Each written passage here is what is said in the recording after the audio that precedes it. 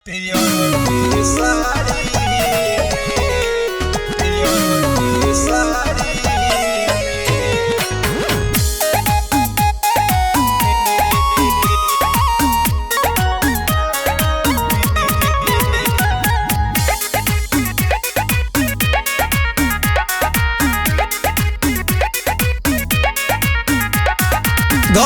के बड़ुए बनावट हो, चेहरा के तहर सजावट हो।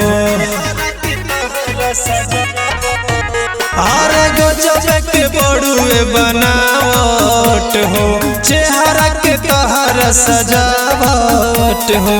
पोरे पोरे खुशबू भरल बाटे जैसे कि फुलवा दाढ़ी में। खूबसूरत लगत बाड़ू पियर की साड़ी में, खूबसूरत लगत बाड़ू पियर की साड़ी में।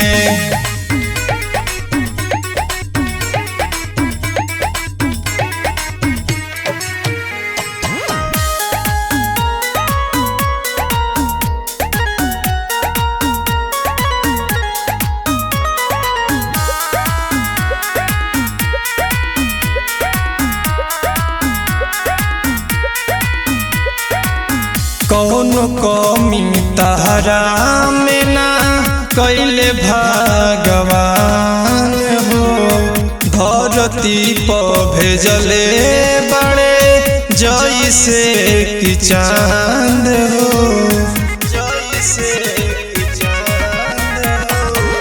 कौनो कमी तहरा में ना कैले भगवान हो, धरती पर भेजले बड़े जैसे कि चांद हो।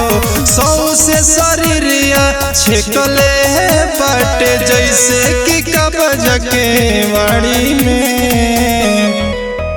खूबसूरत लगत बाड़ू पियर की साड़ी में, खूबसूरत लगत बाड़ू पियर की साड़ी में।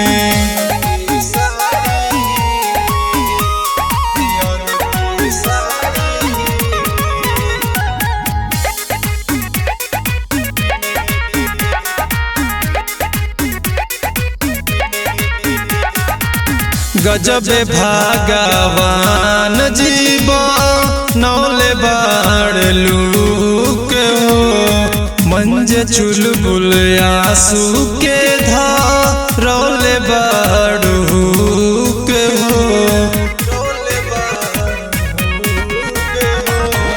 गजब भगवान जीवा नौले बाड़लू के हो, मंज चुलबुल आंसू के धारौले बाड़ू के हो।